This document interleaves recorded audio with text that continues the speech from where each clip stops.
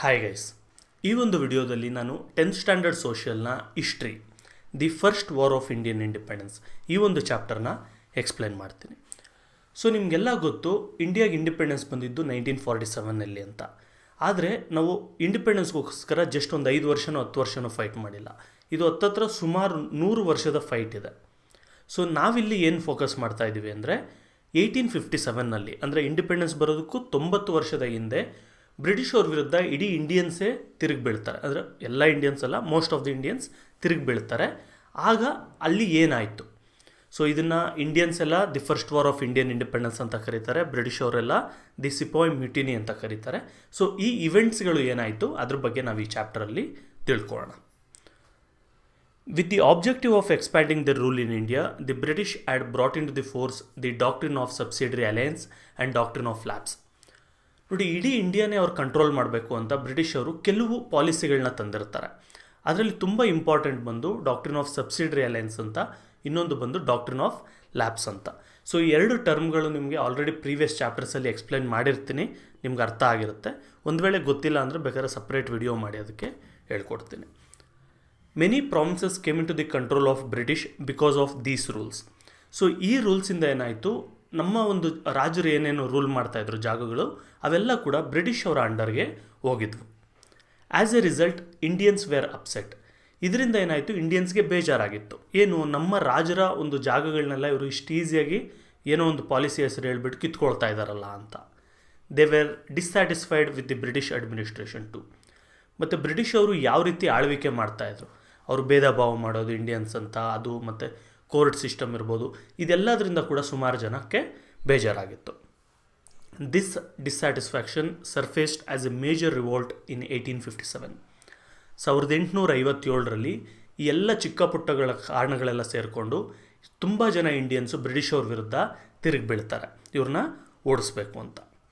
While some Indians call this the first war of Indian independence, British historians called it as the sepoy mutiny. ನಾನು already ಹೇಳಿದಾಗೆ ಕೆಲವು Indians ಎಲ್ಲ ಬಂದು ಇದನ್ನು the first war of Indian independence ಅಂತ ಕರೀತಾರೆ. ಆದರೆ ಬ್ರಿಟಿಷ್ ಅವರು ಇದನ್ನು ಒಪ್ಕೊಳ್ಳಲ್ಲ, ಅವರು ದಿ ಸಿಪಾಯ್ ಮ್ಯೂಟಿನಿ ಅಂತ ಕರೀತಾರೆ. ಸಿಪಾಯ್ ಅಂದರೆ ಸೋಲ್ಜರ್ ಅನ್ನೋ ಥರ ಅರ್ಥ ಬರುತ್ತೆ. ಸೊ ಸೋಲ್ಜರ್ಸ್ ಮಾತ್ರ ತಿರುಗಿ ಬಿದ್ದರು ಅಂತ ಅವ್ರು ಹೇಳ್ತಾರೆ. Causes for the first war of Indian independence. So ಈಗ ನಾನು ಹೇಳಿದ್ನಲ್ಲ, first war of Indian independence ಅಂದರೆ ಏನು ಅಂದರೆ, ಇಂಡಿಯಾಗೆ ಇಂಡಿಪೆಂಡೆನ್ಸ್ ಬೇಕು ಅಂತ ಮೊದಲನೇ ಸರಿ ನಮ್ಮ ಜನ ಎಲ್ಲ ಬ್ರಿಟಿಷ್ ಅವ್ರ ವಿರುದ್ಧ ತಿರುಗಿ ಬಿದ್ದಂಥ ಒಂದು ಇವೆಂಟ್. ಸೊ ಈ ಥರ ಬ್ರಿಟಿಷ್ ಅವ್ರ ವಿರುದ್ಧ ತಿರುಗಿ ಬೀಳೋದಕ್ಕೆ ಅಥವಾ ಬ್ರಿಟಿಷ್ ಅವ್ರ ವಿರುದ್ಧ ಫೈಟ್ ಮಾಡೋದಕ್ಕೆ ಏನೇನು ಕಾರಣಗಳಿತ್ತು, ಕಾಸಸ್ ಏನೇನು ನೋಡಿ. ನಾನು ಮೊದಲೇ ಹೇಳಿದಾಗೆ ಸುಮಾರು ಕಾರಣಗಳಿದೆ, ಚಿಕ್ಕ ಪುಟ್ಟ ಕಾರಣಗಳೆಲ್ಲ ಸೇರಿ ಒಂದು ದೊಡ್ಡ ಕಾರಣಗಳಾಗಿ ಫಾರ್ಮ್ ಆಗುವಂಥದ್ದು. ಸೊ ನೋಡೋಣ. ಸೊ ಇದಕ್ಕೂ ಮೊದಲು ಒಂದು ಡಾಕ್ಟ್ರಿನ್ ಆಫ್ ಲ್ಯಾಪ್ಸ್ ಅಂತ ಇದೆ. ಇದು ಸಿಂಪಲ್ಲಾಗಿ ಹೇಳ್ತೀನಿ. ಡಾಕ್ಟ್ರಿನ್ ಆಫ್ ಲ್ಯಾಪ್ಸ್ ಅಂದರೆ ಇಷ್ಟೇ: ಒಬ್ಬ ರಾಜ ಇರ್ತಾನೆ ಅಂದ್ಕೊಳ್ಳಿ, ಅವನು ಒಂದು ಜಾಗನ ರೂಲ್ ಮಾಡ್ತಾ ಇರ್ತಾನೆ. ಒಂದು ವೇಳೆ ಅವನಿಗೇನಾದ್ರು ಸ್ವಂತ ಮಕ್ಕಳಿಲ್ಲ ಅಂದರೆ ಬೇರೆಯವ್ರನ್ನ ಅವ್ನು ದತ್ತಕ್ಕೆ ತೊಗೊಂಡು ಅವ್ರನ್ನ ರಾಜ ಮಾಡೋದು, ಇದೆಲ್ಲ ಕಾಮನ್ ಆಗಿ ಇಂಡಿಯಾದಲ್ಲಿ ನಡೀತಾ ಇರುತ್ತೆ. ಬ್ರಿಟಿಷ್ ಅವ್ರು ಬಂದಮೇಲೆ ಅವರೊಂದು ಡಾಕ್ಟ್ರಿನ್ ಆಫ್ ಲ್ಯಾಪ್ಸ್ ಅಂತ ಒಂದು ಪಾಲಿಸಿ ತರ್ತಾರೆ. ಇದ್ರ ಪ್ರಕಾರ ಏನು, ಒಬ್ಬ ರಾಜನಿಗಿರಲಿ ಯಾವುದಾದ್ರೂ ರೂಲರ್ಗಿರಲಿ ಸ್ವಂತ ಮಕ್ಕಳಿಲ್ಲ ಅಂದರೆ ಅವನು ದತ್ತು ಮಕ್ಕಳಿಗೆ ಅವ್ರ ರಾಜ್ಯನ ಕೊಡೋ ಹಾಗೆ ಇಲ್ಲ. ಹೌದು, ಆ ರಾಜ್ಯ ಎಲ್ಲ ಕೂಡ ಬ್ರಿಟಿಷ್ ಅವ್ರಿಗೆ ಸೇರುತ್ತೆ ರಾಜ ಸತ್ತ ಮೇಲೆ. ಸೊ ಈ ರೀತಿ ಒಂದು ಕಾನೂನು. ದತ್ತು ಮಕ್ಕಳಿಗೆ ಏನು ಸಿಗಲ್ಲ, ನಾವೇ ನಿಮ್ಮ ದತ್ತು ಮಕ್ಕಳು ಅಂತ ಅಂದ್ಕೊಂಡು ಬ್ರಿಟಿಷ್ ಅವರು ಆ ಜಾಗ ಎಲ್ಲ ಕಿತ್ಕೊಳ್ತಾ ಇರ್ತಾರೆ. ಸೊ ಇದನ್ನು ಡಾಲ್ ಹೌಸಿ ಅನ್ನುವಂಥ ಒಬ್ಬ ವ್ಯಕ್ತಿ ಇಂಪ್ಲಿಮೆಂಟ್ ಮಾಡೋಕ್ಕೆ ಶುರು ಮಾಡ್ತಾನೆ. ಸೊ ಈಗ ಒಂದೊಂದೇ ಕಾಸಸ್ ನೋಡೋಣ. ಮೊದಲನೇದಾಗಿ political causes. Many kingdoms lost their rights due to the promulgation of doctrine of lapse brought about by the British. ನೋಡಿ, ನಾನು ಡಾಕ್ಟ್ರಿನ್ ಆಫ್ ಲ್ಯಾಪ್ಸ್ ಹೇಳಿದ್ನಲ್ಲ, ಸ್ವಂತ ಮಕ್ಕಳಿಲ್ಲ ಅಂದರೆ ಎಲ್ಲ ಬ್ರಿಟಿಷ್ ಅವ್ರಿಗೆ ಹೋಗುತ್ತೆ ಅಂತ. ಸೊ ಈ ರೀತಿ ಸುಮಾರು ಇಂಡಿಯನ್ ಕಿಂಗ್ಡಮ್ಸ್ ಎಲ್ಲ ಕೂಡ ಬ್ರಿಟಿಷ್ ಅವ್ರ ಅಂಡರ್ಗೆ ಈ ರೀತಿಯೇ ಹೋಗಿತ್ತು. Satara, Jaipur, Jhansi, Udaipur and other kingdoms came under British control. So ಈ ರೀತಿ ಬ್ರಿಟಿಷ್ ಅವ್ರ ಕಂಟ್ರೋಲಿಗೆ ಬಂದಂಥ ಅಥವಾ ಡಾಕ್ಟ್ರಿನ್ ಆಫ್ ಲ್ಯಾಪ್ಸಿಂದ ಬ್ರಿಟಿಷ್ ಅವ್ರ ಕಂಟ್ರೋಲಿಗೆ ಬಂದಂಥ ಇಂಪಾರ್ಟೆಂಟ್ ಜಾಗಗಳು ಯಾವುದು, ಇವಿಷ್ಟು. ಬರೀ ಇದಿಷ್ಟೇ ಅಲ್ಲ, ಇನ್ನೂ ಸುಮಾರು ಜಾಗಗಳು ಬರುತ್ತೆ, ಆದರೆ ಇವಿಷ್ಟು ತುಂಬ ಮೇಯ್ನ್ ಅಂತ ಹೇಳ್ಬೋದು. Dalhousie cancelled the princely titles of the nawabs of Thanjavur and Carnatic kingdoms. ಜೊತೆಗೆ ಡಾಲ್ಹೌಸಿ ಏನು ಮಾಡ್ತಾನೆ, ಅಲ್ಲಿವರೆಗೂ ತಂಜಾವೂರ್ ಕಿಂಗ್ಡಮ್ನ ಮತ್ತು ಕರ್ನಾಟಿಕ್ ಕಿಂಗ್ಡಮ್ಸಲ್ಲಿ ಯಾರ್ಯಾರು ನವಾಬ್ಗಳಿದ್ರು ಅವರ ಒಂದು ಪ್ರಿನ್ಸ್ಲಿ ಟೈಟಲ್ಸ್ನೆಲ್ಲ ಇವರು ಕ್ಯಾನ್ಸಲ್ ಮಾಡ್ತಾರೆ. ಅಂದರೆ ಇನ್ನು ನೀವು ರಾಜರ ಥರ ಅಲ್ಲ ಅಂತ ಹೇಳ್ತಾರೆ. The Mughal sultans, the nawab of Awadh and other kings were stripped of their kingly status.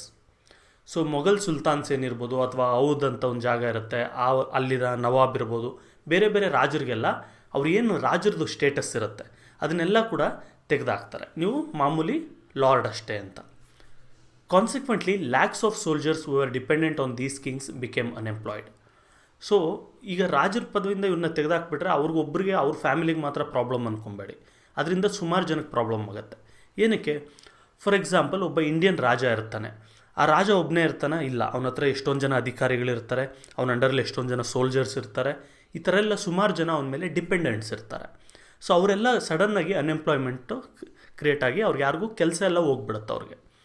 So ಇದರಿಂದ ಏನಾಯಿತು, ಅವ್ರಿಗೆಲ್ಲ ಕೂಡ ಬ್ರಿಟಿಷ್ ಅವರಂದರೆ ಬೇಜಾರಿರುತ್ತೆ.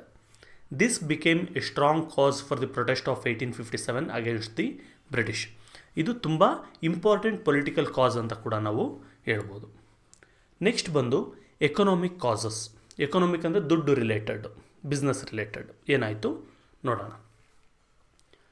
Due to the industrial revolution in England, Indian handicrafts and cottage industries suffered heavily. ನೋಡಿರಿ, ಈ ಟೈಮಲ್ಲಿ ಏನಾಗಿರುತ್ತೆ ಅಂದರೆ ಬ್ರಿಟನ್ನಲ್ಲೆಲ್ಲ ಕೂಡ ಇಂಡಸ್ಟ್ರಿಯಲ್ ರೆವಲ್ಯೂಷನ್ ಆಗ್ತಾ ಇರುತ್ತೆ. ಏನು ಇಂಡಸ್ಟ್ರಿಯಲ್ ರೆವಲ್ಯೂಷನ್ ಅಂತ ಹೇಳಿದ್ರೆ, ನೋಡಿ ಅಲ್ಲಿವರೆಗೂ ಚಿಕ್ಕ ಪುಟ್ಟ, ಇವಾಗ ಒಂದು ಬಟ್ಟೆ ಎಣಿಬೇಕು ಅಂದ್ಕೊಳ್ಳಿ, ಕೈಯಲ್ಲೇ ಬಟ್ಟೆ ಎಣಿಬೇಕು ಅಥವಾ ಒಂದು ಸಿಂಪಲ್ ಮಿಷಿನ್ಸ್ ಅಂತ ಏನು ಕರಿತೀವಿ ಅದರಲ್ಲಿ ಅವರು ಬಟ್ಟೆ ಎಣಿಯೋದು ಮಾಡಬೇಕಾಗತ್ತೆ. ಒಂದು ಜಾಗದಿಂದ ಇನ್ನೊಂದು ಜಾಗಕ್ಕೆ ಏನಾದರೂ ಒಂದು ಗೂಡ್ಸ್ನ ಟ್ರಾನ್ಸ್ಪೋರ್ಟ್ ಮಾಡಬೇಕು ಅಂದರೆ ಅದನ್ನೆಲ್ಲ ಒಂದು ಎತ್ತಿನ ಗಾಡಿಯಲ್ಲೋ ಕುದುರೆ ಗಾಡಿಯಲ್ಲೋ ಹಾಕ್ಕೊಂಡು ಒಂದು ಜಾಗದಿಂದ ಇನ್ನೊಂದು ಜಾಗಕ್ಕೆ ಟ್ರಾನ್ಸ್ಫರ್ ಮಾಡಬೇಕಿತ್ತು. ಆದರೆ ಇಂಡಸ್ಟ್ರಿಯಲ್ ರೆವಲ್ಯೂಷನ್ ಆದಮೇಲೆ ಏನಾಯಿತು, ಇಲ್ಲೆಲ್ಲ ಕೂಡ ಯೂಸೇಜ್ ಆಫ್ ಕೆಮಿಕಲ್ ಪವರ್ ಶುರುವಾಯಿತು. ಅಂದರೆ ಈಗ ಎತ್ತಿನ ಗಾಡಿನೂ ಬೇಡ, ಕುದುರೆ ಗಾಡಿನೂ ಬೇಡ, ನಾನೊಂದು ಸ್ಟೀಮ್ ಇಂಜಿನ್ ಮಾಡ್ತೀನಿ, ಒಂದು ರೈಲ್ವೆ ಟ್ರ್ಯಾಕ್ ಹಾಕ್ತೀನಿ. ಸೊ ನನ್ನ ಗೂಡ್ಸ್ನೆಲ್ಲ ಕೂಡ ಒಂದು ರೈಲ್ವೇಸಲ್ಲಿ ಹಾಕ್ಬಿಟ್ಟು ಒಂದು ಜಾಗದಿಂದ ಇನ್ನೊಂದು ಜಾಗಕ್ಕೆ ಟ್ರಾನ್ಸ್ಫರ್ ಮಾಡ್ತೀನಿ. ಅದೇ ರೀತಿ ಒಂದು ಯಾವುದೋ ಒಂದು ಫ್ಯಾಕ್ಟ್ರಿ ಇದೆ, ಅಲ್ಲೇನೋ ತುಂಬ ಹೀಟ್ ಬೇಕು, ಮೊದಲೆಲ್ಲ ವುಡ್ಡಲ್ಲಿ ಬರ್ನ್ ಮಾಡ್ತಾಯಿದ್ವಿ, ಈಗ ಅದ್ರ ಬದಲು ಕೋಲ್ ಯೂಸ್ ಮಾಡ್ತೀವಿ, ಇದ್ದಲ್ಲಿ ಯೂಸ್ ಮಾಡ್ತಾಯಿದ್ವಿ. ಸೊ ಈ ರೀತಿ ಸುಮಾರು ಮಿಷಿನರೀಸ್ ಎಲ್ಲ ಕೂಡ ಅವರು ಕಂಡುಹಿಡಿತಾರೆ. ಆ ಮಿಷಿನರೀಸ್ ಯೂಸ್ ಮಾಡಿ ಪ್ರಾಡಕ್ಟ್ಗಳು ರೆಡಿ ಮಾಡ್ತಾರೆ. ಫಾರ್ ಎಕ್ಸಾಂಪಲ್, ನಾವು ಹೇಳೋವಂಥ ಈಗ ಬಟ್ಟೆ ಎಣಿತೀವಲ್ವ, ಕಾಟನ್ ಬಟ್ಟೆ ರೆಡಿ ಮಾಡೋದು, ಇದೆಲ್ಲ ಕೂಡ ಇಂಡಿಯಾದಲ್ಲಿ ಕೈಮಗ್ಗಗಳು ಅಂತ ಕರಿತೀವಿ, ಇದರಲ್ಲಿ ರೆಡಿ ಆಗ್ತಾ ಇರುತ್ತೆ. ಆದರೆ ಈಗ ಇಂಗ್ಲೆಂಡಲ್ಲಿ ಇದೆಲ್ಲ ಮಿಷಿನರೀಸಲ್ಲಿ ರೆಡಿ ಆಗುತ್ತೆ. ಸೊ ಇವೆಲ್ಲ ಕೂಡ ಇಂಡಸ್ಟ್ರೀಸ್ ಕ್ರಿಯೇಟ್ ಆಗಿದ್ದರಿಂದ ಇಲ್ಲಿ ಇಂಡಿಯಾದಲ್ಲಿದ್ದಂಥ ಏನು ಕಾಟೇಜ್ ಇಂಡಸ್ಟ್ರಿ ಇತ್ತು ಅವೆಲ್ಲ ಕೂಡ ಸಫರ್ ಆಗುತ್ತೆ. ಸೊ ಏನಕ್ಕೆ ಸಫರ್ ಆಗುತ್ತೆ ಅಂದರೆ ಸಿಂಪಲ್ ಇಷ್ಟೇ. ಈಗ ಒಂದು ಕೈಮಗ್ಗ ಇತ್ತು ಅಂದ್ಕೊಳ್ಳಿ, ಫಾರ್ ಎಕ್ಸಾಂಪಲ್ ಸಿಂಪಲ್ಲಾಗಿ ಅರ್ಥ ಆಗೋ ಥರ ಅಂದರೆ, ಒಬ್ಬ ವ್ಯಕ್ತಿ ಒಂದು ಸೀರೆ ಎಣಿಬೇಕು ಅಂತ ಹೇಳಿದ್ರೆ ಅಟ್ಲೀಸ್ಟ್ 2 to 3 days ಆಗುತ್ತೆ ಕೈಮಗ್ಗದಲ್ಲಿ. ಅದೇ ಒಂದು ಮಿಷಿನರಿ ಇತ್ತು ಅಂದರೆ ಒಂದು ದಿನಕ್ಕೆ 50-100 ಸೀರೆಗಳನ್ನ ರೆಡಿ ಮಾಡ್ಬೋದು ಮಿಷಿನರೀಸಿಂದ. ಸೊ ಇದರಿಂದ ಅವ್ರಿಗೆ ಕಾಸ್ಟ್ ಕಮ್ಮಿ ಆಗುತ್ತೆ.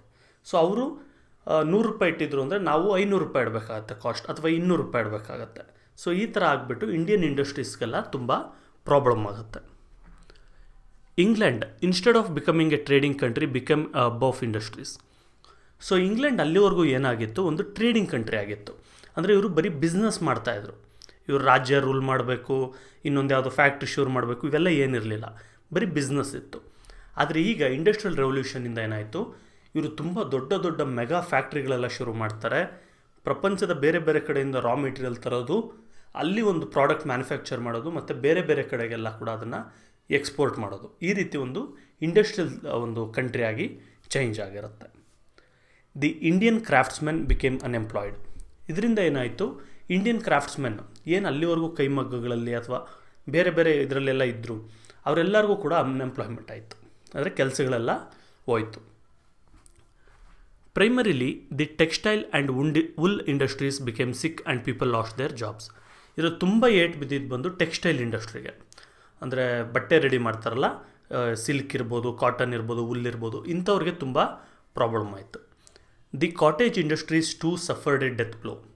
ಈ ಕಾಟೇಜ್ ಇಂಡಸ್ಟ್ರೀಸ್ ಏನಿತ್ತು ಅಂದರೆ ಮನೆಯಲ್ಲೇ ಏನಾದರೂ ಒಂದು ರೆಡಿ ಮಾಡೋದು ಮಾಡ್ತಾ ಇರ್ತಾರಲ್ಲ, ಅವೆಲ್ಲದಕ್ಕೂ ಕೂಡ ತುಂಬ ತೊಂದರೆ ಆಯಿತು. The British imposed A heavy tax on sale of Indian goods in England. ಮತ್ತು ಬ್ರಿಟಿಷ್ ಅವ್ರು ಏನು ಮಾಡಿದ್ರು, ಇಂಡಿಯಾದಿಂದ ಏನಾದರೂ ನಾವು ಅಲ್ಲಿಗೆ ಎಕ್ಸ್ಪೋರ್ಟ್ ಮಾಡಿದ್ರೆ ಅದ್ರ ಮೇಲೆ ಅವರು ಕಸ್ಟಮ್ಸ್ ಡ್ಯೂಟಿ ಅದೆಲ್ಲ ಕೂಡ ಜಾಸ್ತಿ ಹಾಕೋಕ್ಕೆ ಶುರು ಮಾಡಿದ್ರು. ಯಾಕೆಂದರೆ ನಮ್ಮ ಪ್ರಾಡಕ್ಟ್ ಬದಲು ಇಂಗ್ಲೆಂಡ್ ಪ್ರಾಡಕ್ಟೇ ಸೇಲ್ ಆಗಲಿ ಅಂತ. ಇದು ಜೊತೆಗೆ because of the zamindari system, the land lords acting as the commission agents between the government and farmers exploited the farmers. ಇದ್ರ ಜೊತೆಗೆ ಏನಾಯಿತು, ಬ್ರಿಟಿಷ್ ಅವರು ಇಂಡಿಯಾದಲ್ಲಿ ಜಮೀನ್ದಾರಿ ಸಿಸ್ಟಮ್ ಅಂತ ಒಂದು ತಂದಿದ್ರು.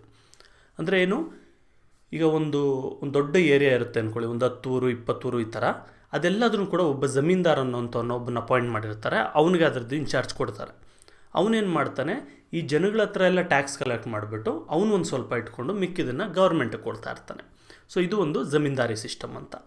ಸೊ ಈ ಸಿಸ್ಟಮಿಂದ ಏನಾಯಿತು, ಯಾರ್ಯಾರು ದುಡ್ಡು ಕಟ್ಟೋಕ್ಕಾಗಿರಲ್ಲ, ಟ್ಯಾಕ್ಸ್ ಕಟ್ಟೋಕ್ಕಾಗಿರಲ್ಲ ಅಂಥ ರೈತರ ಜಾಗನೆಲ್ಲ ಕೂಡ ಈ ಜಮೀನ್ದಾರ್ಗಳು ಕಿತ್ಕೊಳ್ತಾ ಇರ್ತಾರೆ. ಇದರಿಂದ ಫಾರ್ಮರ್ಸು ಕೂಡ ತುಂಬ ಪ್ರಾಬ್ಲಮ್ ಆಗಿರುತ್ತೆ. The right given to the taluks to collect tax was withdrawn. ಆಮೇಲೆ ಏನಾಯಿತು, ಈ ತಾಲೂಕುಗಳಿಗೆ ಏನು ರೈಟ್ ಕೊಟ್ಟಿದ್ರು, ಈ ಜಮೀನ್ದಾರ್ಗಳಿಗೂ ಏನು ರೈಟ್ಸ್ ಕೊಟ್ಟಿದ್ರು, ಅವೆಲ್ಲ ಕೂಡ ವಾಪಸ್ ಕಿತ್ಕೊಳ್ಳೋಕ್ಕೆ ಶುರು ಮಾಡ್ತಾರೆ. An inam commission was appointed and all the gifted lands were taken back. Next British ಅವ್ರು ಏನು ಮಾಡ್ತಾರೆ ಅಂದರೆ, ಇನಾಮ್ ಕಮಿಷನ್ ಅಂತ ಒಂದು ಕ್ರಿಯೇಟ್ ಮಾಡ್ತಾರೆ. ಏನಿದು ಅಂದರೆ, ನೋಡಿ ನಮ್ಮ ರಾಜರು ಮೊದಲಿದ್ದಂಥ ಸುಮಾರು ಜನ ರಾಜರು ಏನು ಮಾಡೋರು, ಅವ್ರ ಹತ್ರ ಕೆಲಸ ಮಾಡೋರಿಗೆ ಅಥವಾ ಅವ್ರಿಗೇನಾದ್ರು ಒಳ್ಳೆ ಕೆಲಸ ಮಾಡಿಕೊಟ್ಟವ್ರಿಗೆ ಅಥವಾ ಏನಾದರೂ ಸೇವೆ ಮಾಡಿದಂಥವ್ರಿಗೆ ಇನಾಮ್ಗಳಂತ ಕೊಡ್ತಾಯಿದ್ರು. ಅಂದರೆ ಓಕೆ, ನೀನೊಂದು 100 ಎಕರೆ ತಗೋ, ನೀನೊಂದು 10 ಎಕರೆ ತಗೋ, ನೀನೊಂದು ಊರು ತಗೋ, ಈ ಥರ ಡಿಪೆಂಡಿಂಗ್ ಅಪಾನ್ ದಿ ಅವರ ಸರ್ವಿಸ್ ಏನಿರುತ್ತೆ ಅದ್ರ ಮೇಲೆ. ಈ ಥರ ಕೊಟ್ಟಿರೋವಂಥ ಲ್ಯಾಂಡೆಲ್ಲ ಗಿಫ್ಟ್ ಥರ ಲೆಕ್ಕ. ಸೊ ಈ ಥರ ಕೊಟ್ಟಿರೋಂಥ ಗಿಫ್ಟ್ಗಳೆಲ್ಲ ಬ್ರಿಟಿಷವರು ವಾಪಸ್ ತೊಗೊಳೋಕ್ಕೆ ಶುರು ಮಾಡಿದ್ರು, ಇವೆಲ್ಲ ಕ್ಯಾನ್ಸಲ್ ಮಾಡ್ತಾಯಿದ್ದೀವಿ ಅಂತ. Due to this the farmers felt insulted and experienced many financial problems. So ಈ ಥರ ರಾಜನ ಹತ್ರ ಗಿಫ್ಟ್ ತೊಗೊಂಡು ಏನೋ ವ್ಯವಸಾಯ ಮಾಡ್ಕೊಂಡಿದ್ದಂಥ ರೈತರಿಗೆಲ್ಲ ಕೂಡ ಇದರಿಂದ ತುಂಬ ಫಿನಾನ್ಷಿಯಲ್ ಪ್ರಾಬ್ಲಮ್ಸ್ ಕ್ರಿಯೇಟ್ ಆಗುತ್ತೆ. This too led to the revolt of farmers against the government. ಇದರಿಂದ ಫಾರ್ಮರ್ಸ್ಗೆಲ್ಲರೂ ಕೂಡ, ಬರೀ ಫಾರ್ಮರ್ಸ್ ಅಲ್ಲ, ಫಾರ್ಮರ್ಸು ಮತ್ತು ಚಿಕ್ಕ ಪುಟ್ಟ ಕಾಟೇಜ್ ಇಂಡಸ್ಟ್ರಿಯ ವರ್ಕರ್ಗಳು ಮತ್ತು ಸೈನಿಕರು, ಇವರೆಲ್ಲರಿಗೂ ಕೂಡ ಪ್ರಾಬ್ಲಮ್ಸ್ ಆಗೋಕ್ಕೆ ಶುರುವಾಗುತ್ತೆ. ಸೊ ಎಲ್ಲರೂ ಕೂಡ ಗೌರ್ಮೆಂಟ್ ವಿರುದ್ಧ ತಿರುಗಿ ಬೀಳ್ತಾರೆ. ಈಗ ನಮಗೆ ಮಿಲಿಟರಿ ಕಾಸಸ್ ಆಯಿತು, ನೆಕ್ಸ್ಟ್ ಬಂದು ಎಕನಾಮಿಕ್ ಕಾಸಸ್ ಕೂಡ ಆಯಿತು. ಮೂರನೇದು ಬಂದು ಅಡ್ಮಿನಿಸ್ಟ್ರೇಟಿವ್ ಕಾಸಸ್, ಅಂದರೆ ರೂಲ್ಸ್ ಯಾವ ಥರ ಮಾಡ್ತಾ ಇರ್ತಾರೆ ಅಥವಾ ನಮ್ಮನ್ನ ಯಾವ ರೀತಿ ನಡೆಸ್ಕೊಳ್ತಾ ಇರ್ತಾರೆ ಅದ್ರ ಮೇಲೆ. The British brought into force new civil and criminal laws. ನೋಡಿ, ಇಂಡಿಯಾದಲ್ಲಿ ಮೊದಲೇನಿತ್ತು ಅಂತ ಹೇಳಿದ್ರೆ, ಒಬ್ಬರು ಯಾರಾದರೂ ರಾಜ ಇರ್ತಾಯಿದ್ರು ಅಥವಾ ಅವ್ರ ಅಂಡರಲ್ಲಿ ಯಾರಾದರೂ ಆಫೀಸರ್ ಇರ್ತಾಯಿದ್ರು. ಏನಾದರೂ ನಮಗೆ ನ್ಯಾಯ ಬೇಕು ಅಂತ ಹೇಳಿದ್ರೆ ಹೋಗಿ ಅವ್ರ ಹತ್ರ ನ್ಯಾಯ ಕೇಳಿ ನಾವು ನ್ಯಾಯ ತೊಗೊಳ್ತಾ ಇದ್ವಿ. ಹಳ್ಳಿಗಳ ಕಡೆ ಏನಿರ್ತಾಯಿತ್ತು, ಒಂದು ಪಂಚಾಯಿತಿ ಅಂತ ಇರೋದು. ಸೊ ಊರಿನ ಹಿರಿಯರೆಲ್ಲ ಕೂಡ ಒಂದು ಕಡೆ ಇರ್ತಾಯಿದ್ರು. ಸೊ ಏನಾದರೂ ಒಂದು ಇಶ್ಯೂಸ್ ಇತ್ತು ಅಂದರೆ, ಫ್ಯಾಮಿಲಿ ಇಶ್ಯೂಸು ಇನ್ನೊಂದು ಮತ್ತೊಂದು ಯಾವುದಾದ್ರೂ ಸರಿ, ಅಲ್ಲಿ ಹೋಗಿದ್ರೆ ಪಂಚಾಯಿತಿಯಲ್ಲಿ ಅದು ಬಗೆಹರಿಸಿ ಕೊಡ್ತಿದ್ರು. ಬ್ರಿಟಿಷ್ ಅವರು ಇದನ್ನೆಲ್ಲ ನೋಡಿಬಿಟ್ಟು ಏನಾದರೂ ಮಾಡಿ ನಾವು British form of civil law ಮತ್ತು ಕ್ರಿಮಿನಲ್ ಲಾಗಳನ್ನ ಇಲ್ಲಿ ತರಬೇಕು ಅಂತ ಅವರು ಹೊಸ ಲಾಗಳನ್ನ, ಕೋರ್ಟ್ ಸಿಸ್ಟಮ್ನ ಇಲ್ಲಿಗೆ ತಂದರು. These laws were applicable only to Indians. So ಇವರು ಎಲ್ಲ ಅಲ್ಲಿಂದ ಏನು ಲಾಗಳೆಲ್ಲ ಇಲ್ಲಿಗೆ ತಂದರು, ಎಕ್ಸಾಕ್ಟಾಗಿ ಅದೇ ಥರ ತರಲಿಲ್ಲ. ಏನು ಮಾಡಿದ್ರು, ಸ್ವಲ್ಪ ಟ್ವೀಕ್ ಮಾಡಿದ್ರು, ಸ್ವಲ್ಪ ಚೇಂಜಸ್ ಮಾಡಿದ್ರು. ಚೇಂಜ್ ಮಾಡಿ ಏನು ಹೇಳಿದ್ರು, ಈ ಲಾಗಳೆಲ್ಲ ಇಂಡಿಯನ್ಸ್ಗೆ ಮಾತ್ರ ಅಪ್ಲಿಕೇಬಲ್, ಬ್ರಿಟಿಷ್ ಅವ್ರಿಗೆ ಈ ಲಾ ಅಪ್ಲಿಕೇಬಲ್ ಅಲ್ಲ. ಬ್ರಿಟಿಷ್ ಅವ್ರಿಗೆ ಅಲ್ಲಿ ಏನು ಲಾ ಇದೆ ಬ್ರಿಟನ್ನಲ್ಲಿ ಅದು ಮಾತ್ರ ಅವ್ರಿಗೆ ಸೇರಿದ್ದು, ಇದಕ್ಕೂ ಅವ್ರಿಗೆ ಸಂಬಂಧ ಇಲ್ಲ ಅಂತ ಹೇಳಿದ್ರು. English became the language of the courts. ಮತ್ತು ಕೋರ್ಟ್ ಸಿಸ್ಟಮ್ ಏನು ಇವರು ಎಸ್ಟಾಬ್ಲಿಷ್ ಮಾಡಿದರು, ಒಬ್ಬರು ಜಡ್ಜ್ ಇರ್ತಾರೆ, ಅದಕ್ಕೆ ಲಾಯರ್, ಅಡ್ವೊಕೇಟ್ ಇರ್ತಾರೆ, ಇದೆಲ್ಲ ಕೂಡ ಇಂಗ್ಲೀಷಲ್ಲೇ ನಡೀತಾ ಇತ್ತು. ಯಾಕಂದರೆ ಇಲ್ಲಿ ಜಡ್ಜ್ಗಳು ಮತ್ತು ಲಾಯರ್ಗಳು, ಇನಿಷಿಯಲ್ ಡೇಸಲ್ಲಿ ಲಾಯರ್ಗಳೆಲ್ಲ ಕೂಡ ಬ್ರಿಟಿಷ್ ಅವರು ಇರ್ತಾಯಿದ್ರು. ಆಮೇಲೆ ಇಂಡಿಯನ್ಸ್ ಕೂಡ ಕಲಿತು ಲಾಯರ್ಗಳಾಗಿತ್ತು. ಸೊ ಇದೆಲ್ಲದರಲ್ಲೂ ಬ್ರಿಟಿಷ್ ಅವರು ಇದ್ದಿದ್ದರಿಂದ ಅಲ್ಲಿ ಮಾತಾಡ್ತಾ ಇದ್ದಿದ್ದಂಥದ್ದು ಮತ್ತು ರೆಕಾರ್ಡ್ಸ್ ಇಡ್ತಾ ಇದ್ದಿದ್ದು ಇದೆಲ್ಲ ಕೂಡ ಇಂಗ್ಲೀಷಲ್ಲಿ ಇಡ್ತಾಯಿದ್ರು. ಕೆಲವು ಕಡೆ ಪಾರ್ಸಿ ಲ್ಯಾಂಗ್ವೇಜಲ್ಲೂ ಇಡ್ತಾಯಿದ್ರು, ಆದರೆ ಮೇಯ್ನ್ಲಿ ಇಂಗ್ಲೀಷ್ ಅನ್ಬೋದು. ಸೊ ಇದರಿಂದ ಏನಾಯಿತು, ನಮ್ಮ ಜನಗಳಿಗೆ ಅವ್ರು ಏನು ಮಾತಾಡ್ತಾ ಇದ್ದಾರೆ ಅಂತ ಅರ್ಥ ಆಗಲ್ಲ. ಸೊ ಒಂದು ಕೋರ್ಟ್ಗೆ ಹೋಗ್ತಾರೆ, ಏನೋ ಒಂದು ಕೇಸ್ ಹಾಕಿದ್ದೀವಿ ಅಂತ, ಅಲ್ಲಿ ನೋಡಿದ್ರೆ ಜಡ್ಜ್ ಏನೋ ಮಾತಾಡ್ತಾ ಇರ್ತಾರೆ, ಅಡ್ವೊಕೇಟ್ ಏನೋ ಮಾತಾಡ್ತಾ ಇರ್ತಾರೆ. ಆದರೆ ನಮಗೆ, ನಾವು ಯಾರು ಕೇಸ್ ಹಾಕಿರ್ತೀವಿ ಅಥವಾ ನಮ್ಮ ಮೇಲೆ ಯಾರು ಕೇಸ್ ಹಾಕಿರ್ತಾರೆ, ಈ ಥರ ಕ್ಲೈಂಟ್ಸ್ ಏನಿದ್ದಾರೆ, ನಮಗೆ ಏನೂ ಅರ್ಥ ಆಗ್ತಾ ಇರಲ್ಲ. ಯಾಕಂದರೆ ನಮಗೆ ಇಂಗ್ಲೀಷ್ ಗೊತ್ತಿರಲಿಲ್ಲ ಆಗ. Most of the time the British judges favoured the British. ಎಷ್ಟೋ ಸರಿ ಏನಾಗೋದು, ಈಗ ಫಾರ್ ಎಕ್ಸಾಂಪಲ್ ಇಂಡಿಯನ್ಸು ಮತ್ತು ಬ್ರಿಟಿಷ್ ಅವ್ರ ಮಧ್ಯೆ ಕಿತ್ತಾಟ ಏನಾದರೂ ಇತ್ತು ಅಂದ್ಕೊಳ್ಳಿ, ಒಂದು ಜಾಗದ್ದು, ಬ್ರಿಟಿಷ್ ಅವ್ರು ನನಗದು ಸೇರಿದ್ದು ಅಂತ ಬೇರೋ ಬ್ರಿಟಿಷ್ ವ್ಯಕ್ತಿ ಹೇಳ್ತಾ ಇರ್ತಾನೆ, ಇನ್ನೊಬ್ಬ ಇಂಡಿಯನ್ ವ್ಯಕ್ತಿ ಇದು ನನಗೆ ಸೇರಿದ್ದು ಅಂತ ಹೇಳ್ತಾ ಇರ್ತಾನೆ. ಸೊ ಈಗ ನಾವಿಬ್ಬರು ಕೋರ್ಟ್ ಹತ್ರ ಹೋದಾಗ ಅಲ್ಲಿ ಜಡ್ಜ್ಗಳು ಬ್ರಿಟಿಷ್ ಅವರೇ ಆಗಿದ್ರು. ಸೊ ಅವ್ರೇನು ಮಾಡಿದ್ರು, ಆದಷ್ಟು ಟೈಮು ಬ್ರಿಟಿಷ್ ಅವ್ರ ಪರವಾಗೇ ಕಾನೂನು ಓಕೆ ಇದೆ ಅಂತ ಹೇಳ್ತಾಯಿದ್ರು. ಅಂದರೆ ಅವ್ರಿಗೆ ನ್ಯಾಯ ಸಿಗ್ತಾಯಿತ್ತು, ನಮಗೆ ಅನ್ಯಾಯ ಆಗೋದು. The new rules wear not understood by common people. ಮತ್ತು ಇವರೇನು ಹೊಸ ರೂಲ್ಸ್ಗಳೆಲ್ಲ ಮಾಡ್ತಾಯಿದ್ರು, ಅಥವಾ ಇಂಡಿಯಾದಲ್ಲಿ ಏನು ರೂಲ್ಸ್ ಇತ್ತು ಬ್ರಿಟಿಷ್ ಅವ್ರದ್ದು, ಇದು ಕಾಮನ್ ಜನಗಳಿಗೆ ಏನೂ ಅರ್ಥ ಆಗ್ತಾ ಇರಲಿಲ್ಲ. ಇಂಥ ಆ್ಯಕ್ಟ್ ಪ್ರಕಾರ ಈ ಥರ, ಇಂಥ ಚಾರ್ಟರು, ಇಂಥ ಸಬ್ಸೆಕ್ಷನ್ನು ಇವೆಲ್ಲ ಹೇಳ್ತಾ ಇದ್ರಲ್ಲ, ಅದೆಲ್ಲ ನಮಗೆ ಹೊಸದು. ಯಾಕಂದರೆ ನಮ್ಮಲ್ಲಿದ್ದೇನು ಒಂದು ಹಳ್ಳಿ ಲೆವೆಲಲ್ಲಿ ಪಂಚಾಯತಿ ಸಿಸ್ಟಮ್ ಅಂತ, ಸಿಟಿ ಲೆವೆಲಲ್ಲಿ ಯಾರಾದರೂ ಒಬ್ಬರು ಆಫೀಸರು ಅಥವಾ ರಾಜ ಇರ್ತಾಯಿದ್ರು, ಅವ್ರ ಹತ್ರ ಹೋಗಿ ನಾವು ನ್ಯಾಯ ತೊಗೊಳ್ತಾ ಇದ್ವಿ. ಇದೆಲ್ಲ ನಮಗೆ ಹೊಸದಾಯಿತು. ನೆಕ್ಸ್ಟ್ ಬಂದು ಮಿಲಿಟರಿ ಕಾಸಸ್ ಅಂತ. ನೋಡಿ, ಇದು ಆ್ಯಕ್ಚುಲಿ ತುಂಬ ಇಂಪಾರ್ಟೆಂಟ್ ಕಾಸ್ ಅಂತ ಹೇಳ್ಬೋದು. ಇದರಿಂದನೇ ಶುರುವಾಗಿತ್ತು. ಆಮೇಲೆ ಎಲ್ಲ ಸೇರಿಕೊಂಡು ತುಂಬ ದೊಡ್ಡದಾಗಿ ಒಂದು ರಿವೋಲ್ಟು ಎಕ್ಸ್ಪ್ಯಾಂಡ್ ಆಯಿತು. The condition of the Indian soldiers in the British army was pathetic. ನೋಡಿ, ಈಗ ನಾವು ಬ್ರಿಟಿಷ್ ಆರ್ಮಿಯವರು ಏನು ಇಂಡಿಯಾದಲ್ಲಿದ್ದರು, ಅದರಲ್ಲೆಲ್ಲ ಬ್ರಿಟಿಷ್ ಅವರು ಇರಲಿಲ್ಲ. ಆ್ಯಕ್ಚುಲಿ ಬ್ರಿಟಿಷ್ ಅವರು ಒಂದು 10% 15% ಜನ ಅಷ್ಟೇ ಇದ್ದರು. ಮಿಕ್ಕಿದವರೆಲ್ಲ ಕೂಡ ಇಂಡಿಯನ್ಸೇ ಆಗಿದ್ದರು. ಇಂಡಿಯನ್ ಜನ ಬ್ರಿಟಿಷ್ ಕಂಪನಿಯಲ್ಲಿ ಅಥವಾ ಬ್ರಿಟಿಷ್ ಆರ್ಮಿಯಲ್ಲಿ ಕೆಲಸ ಮಾಡ್ತಾಯಿದ್ರು. ಸೊ ಇವ್ರನ್ನೆಲ್ಲ ಕೂಡ ಈಕ್ವಲಾಗಿ ಟ್ರೀಟ್ ಮಾಡ್ತಿರಲಿಲ್ಲ. ಅಂದರೆ ಇಂಡಿಯನ್ ಸೋಲ್ಜರ್ಸ್ನ ಸಬ್ ಸೋಲ್ಜರ್ಸ್ ಥರ ಅಥವಾ ಸಬ್ ಹ್ಯೂಮನ್ಸ್ ಥರ ಟ್ರೀಟ್ ಮಾಡ್ತಿದ್ರು. The status, salary and opportunities for promotion that British soldiers enjoyed were not given to Indian soldiers. ಈಗ ಸೇಮ್ ಟೈಮಲ್ಲಿ ಒಬ್ಬ ಬ್ರಿಟಿಷ್ ಆಫೀಸರು ಮತ್ತು ಇಂಡಿಯನ್ ಆಫೀಸರ್ ಇಬ್ಬರು ಕೆಲಸಕ್ಕೆ ಜಾಯ್ನ್ ಆದರು ಅಂದ್ಕೊಳ್ಳಿ. ಆಫೀಸರ್ ಬೇಡ, ಸಿಪಾಯ್ಸ್ ಸೋಲ್ಜರ್ಸ್ ಜಾಯ್ನ್ ಆದರು ಅಂದ್ಕೊಳ್ಳಿ. ಅವ್ರಿಗೆ ಕೊಡ್ತಾ ಇದ್ದಂಥ ಸ್ಯಾಲ್ರಿಯಲ್ಲೂ ಕೂಡ ತುಂಬ ಡಿಫ್ರೆನ್ಸ್ ಇರೋದು. ಬ್ರಿಟಿಷ್ ಅವ್ರಿಗೆ ಜಾಸ್ತಿ ಸ್ಯಾಲ್ರಿ ಕೊಡೋರು, ನಮ್ಮವ್ರಿಗೆ ಕಮ್ಮಿ ಸ್ಯಾಲ್ರಿ ಕೊಡೋರು. ಮತ್ತು ಬ್ರಿಟಿಷ್ ಸೋಲ್ಜರ್ಗೆ ಈಸಿಯಾಗಿ ಅವ್ನಿಗೆ ಆಪರ್ಚುನಿಟಿ ಇರೋವಂಥದ್ದು, ಮತ್ತು ಅವನಿಗೆ ಈಸಿಯಾಗಿ ಪ್ರಮೋಷನ್ ಆಗೋದು. ಇಂಡಿಯನ್ ಸೋಲ್ಜರ್ಸ್ಗೆ ಅಷ್ಟು ಈಸಿಯಾಗಿ ಪ್ರಮೋಷನ್ಸ್ ಆಗ್ತಿರಲಿಲ್ಲ. The religious sentiments of Indian soldiers were disturbed when they were forced to cross the oceans and to serve on a foreign land. ಜೊತೆಗೆ ಇನ್ನೊಂದೇನಾಯಿತು ಅಂದರೆ, ಇಂಡಿಯಾದಲ್ಲಿ ಒಂದು ಕಲ್ಚರ್ ಇತ್ತು. ಸೊ ನಮ್ಮ ಕಲ್ಚರ್ದು ಒಂದು ಆಸ್ಪೆಕ್ಟ್ ಅದರಲ್ಲಿ ಏನಿತ್ತು ಅಂದರೆ, ಒಂದು ಸಮುದ್ರ ದಾಟಬಾರ್ದು ಅಂತ. ಅಂದರೆ ಈಗ ಒಂದು ಕಮ್ಯುನಿಟಿ ಇರುತ್ತೆ, ಒಂದು ಊರಿರುತ್ತೆ ಏನೋ ಒಂದು ಅಂದ್ಕೊಳ್ಳಿ. ಯಾರಾದರೂ ಸಮುದ್ರ ದಾಟಿ ಬೇರೆ ದೇಶಕ್ಕೆ ಏನಾದರೂ ಹೋದರು ಅಂತ ಹೇಳಿದ್ರೆ ಅಂಥವ್ರನ್ನ ಆ ಒಂದು ಕಮ್ಯುನಿಟಿಯಿಂದ ಬಹಿಷ್ಕಾರ ಆಗ್ತಾಯಿದ್ರು, ಆ ಊರಿಂದ ಬಹಿಷ್ಕಾರ ಆಗ್ತಾಯಿದ್ರು. ಯಾಕಂದರೆ ಅವ್ರಿಗೆ ಅದೆಲ್ಲ ಕೆಟ್ಟದು, ಆ ಥರ ಹೋಗಬಾರ್ದು ಅಂತ ನಮ್ಮಲ್ಲಿ ಒಂದು ಮೂಢನಂಬಿಕೆ ಅವೆಲ್ಲ ಕೂಡ ಇತ್ತು. ಸೊ ಬ್ರಿಟಿಷ್ ಅವ್ರು ಏನು ಮಾಡ್ತಾಯಿದ್ರು, ಅವ್ರಿಗೆ ಅದೆಲ್ಲ ಏನಿರ್ತಿರ್ಲಿಲ್ಲ. ಸೊ ಅವ್ರು ಹೋಗಲ್ಲಿ ಚೈನಾದಲ್ಲಿ ಫೈಟ್ ಮಾಡೋರು, ಓಪಿಯಂ ವಾರ್ಸಲ್ಲಿ, ಸಿಂಗಾಪುರಲ್ಲಿ ಫೈಟ್ ಮಾಡೋರು, ಶ್ರೀಲಂಕಾಗೆ ಹೋಗೋರು, ಮಲೇಷ್ಯಾಗೆ ಹೋಗೋರು, ಈ ಥರ ಸುಮಾರು ಇರ್ತಾಯಿತ್ತು. ಸೊ ಈ ಥರ ಅವರು ಯುದ್ಧ ಮಾಡೋಕ್ಕೆ ಬೇರೆ ಬೇರೆ ಕಡೆ ಹೋದಾಗ ಇಂಡಿಯನ್ಸ್ನೂ ಕೂಡ ಈ ಥರ ಕರ್ಕೊಂಡು ಅಲ್ಲಿ ಫೈಟ್ ಮಾಡೋಕ್ಕೆ ಹೋಗ್ತಿದ್ರು. ಸೊ ಇದರಿಂದ ಇಂಡಿಯನ್ಸ್ಗೆ ಏನು ಅನಿಸ್ತಾ ಇತ್ತು, ನಮ್ಮ ಒಂದು ಧರ್ಮಕ್ಕೆ ಇವರು ಅಪಚಾರ ಮಾಡ್ತಾಯಿದ್ದಾರೆ ಅಂತ. ಇವೆಲ್ಲ ಕೂಡ ಮನಸ್ಸಲ್ಲಿ ಹಾಗೇ ಇತ್ತು. Eruption of the revolt and it's spread. ನೋಡಿ, ನಾನು ಮೇಲೆ ಸುಮಾರು ರೀಸನ್ಸ್ ಕೊಟ್ಟೆ. ಮಿಲಿಟ್ರಿ ಕಾಸಸ್ ಇರ್ಬೋದು, ಅಡ್ಮಿನಿಸ್ಟ್ರೇಟಿವ್ ಕಾಸಸ್ ಇರ್ಬೋದು, ಎಕನಾಮಿಕ್ಸ್ ಇರ್ಬೋದು, ಪೊಲಿಟಿಕಲ್ ಇರ್ಬೋದು, ಈ ಎಲ್ಲ ಕಾಸಸ್ ಇತ್ತು. ಈ ಎಲ್ಲ ಕಷ್ಟಗಳನ್ನ ಇದೆಲ್ಲದನ್ನು ಅನುಭವಿಸ್ಕೊಂಡು ಇಂಡಿಯನ್ಸ್ ಅದೇ ಥರ ಇದ್ದರು. ಬ್ರಿಟಿಷ್ ಅವ್ರ ಹತ್ರನೇ ಕೆಲಸ ಮಾಡ್ಕೊಂಡಿದ್ರು. ಇರಲಿ ಬಿಡು, ಏನೋ ಮಿಸ್ಟೇಕು ಆ ಥರ ಅಂದ್ಕೊಂಡು. ಆದರೆ ಒಂದು ಇವೆಂಟ್ ನಡೆಯುತ್ತೆ, ಇದರಿಂದ ನಮ್ಮ ಒಂದು ಸಹನೆ ಏನಿತ್ತು ಅಲ್ಲಿವರೆಗೂ ಅದೆಲ್ಲ ಕಟ್ಟಾಗ್ಬಿಟ್ಟು ಎಲ್ಲರೂ ಕೂಡ ಬ್ರಿಟಿಷ್ ಅವ್ರ ವಿರುದ್ಧ ತಿರುಗಿ ಬೀಳೋಕ್ಕೆ ಶುರು ಮಾಡ್ತಾರೆ. ಇದು ಹಂಗೆ ಒಂದು ಟ್ರಿಗರ್ ಎಫೆಕ್ಟ್ ಥರ ಎಲ್ಲರೂ ಕೂಡ ತಿರುಗಿ ಬೀಳೋ ಥರ ಆಗುತ್ತೆ. ಸೊ ಏನಾಯಿತು ನೋಡೋಣ. Most of the Indian soldiers in the British army believed that if they fought together they could drive away the British from India. So ನಾನು ಆಲ್ರೆಡಿ ಹೇಳಿದಾಗೆ ಬ್ರಿಟಿಷ್ ಆರ್ಮಿಯಲ್ಲಿ 10% ಮಾತ್ರ ಬ್ರಿಟಿಷ್ ಅವರು ಇರ್ತಾಯಿದ್ರು, ಇನ್ನು ಮಿಕ್ಕಿದ್ದು 85 to 90% ಇಂಡಿಯನ್ಸ್ ಇರ್ತಾಯಿದ್ರು, ಸೋಲ್ಜರ್ಸ್. ಸೊ ಇವರೆಲ್ಲ ಏನು ಅಂದ್ಕೊಂಡ್ರು, ನಾವೆಲ್ಲ ಸೇರಿ ಬ್ರಿಟಿಷ್ ಅವ್ರ ವಿರುದ್ಧ ಏನಾದರೂ ಫೈಟ್ ಮಾಡಿದ್ರೆ ಬ್ರಿಟಿಷ್ ಅವ್ರನ್ನ ಈಸಿಯಾಗಿ ನಾವು ಇಂಡಿಯಾಯಿಂದ ಕಳಿಸ್ಬೋದು. ಯಾಕಂದರೆ ಅವ್ರ ಹತ್ರ ನಂಬರ್ಸ್ ಇಲ್ಲ, ಅವ್ರ ಹತ್ರ ಸೈನ್ಯನೇ ಇಲ್ಲ ಇಲ್ಲಿ ಅಂತ. At that time the soldiers were being given new rifles called Royal Enfield. ನೋಡಿರಿ, ಇದೇ ಟೈಮಲ್ಲಿ ಏನಾಯಿತು, ಬ್ರಿಟಿಷ್ ಅವರು ಒಂದು ಅಡ್ವಾನ್ಸ್ಡ್ ಟೆಕ್ನಾಲಜಿ ತರ್ತಾರೆ ರೈಫಲ್ಸಲ್ಲಿ. ರೈಫಲ್ ಅಂದರೆ ಒಂದು ಗನ್ ಥರ, ಮುಂದೆ ಉದ್ದ ಇರುತ್ತಲ್ಲ ಆ ಥರ ಗನ್ನನ್ನು ರೈಫಲ್ ಅಂತಾರೆ. ಸೊ ಇದರಲ್ಲಿ ಒಂದು ಹೊಸ ಟೆಕ್ನಾಲಜಿನ ಇವರು ತರ್ತಾರೆ. ಏನದು, ಅದು ಒಂದು ರಾಯಲ್ ಎನ್ಫೀಲ್ಡ್ ಕಂಪ್ನಿಯವರು ರೆಡಿ ಮಾಡಿದಂಥ ಒಂದು ರೈಫಲ್. ಸೊ ಏನಿದು ಅಂತೇಳಿದ್ರೆ, ಮೊದಲು ಒಂದು ಗನ್ ಏನಾದ್ರು ಆಪ್ರೇಟ್ ಮಾಡಬೇಕು ಅಂದರೆ ಒಂದು ಉದ್ದ ಪೈಪ್ ಥರ ಇರೋದು, ಅದರಲ್ಲಿ ಒಂದು ಪೌಡರ್ನ ನಾವು ಸುರಿಬೇಕು, ಗನ್ ಪೌಡರ್ ಅಂತಾರೆ. ಸುರಿದ್ಬಿಟ್ಟು ಚೆನ್ನಾಗಿ ಅದನ್ನು ತಟ್ಬಿಟ್ಟು ಅದ್ರ ಮೇಲೆ ನಾವು ಬುಲೆಟ್ ಹಾಕ್ಬಿಟ್ಟು ಫೈರ್ ಮಾಡಬೇಕು.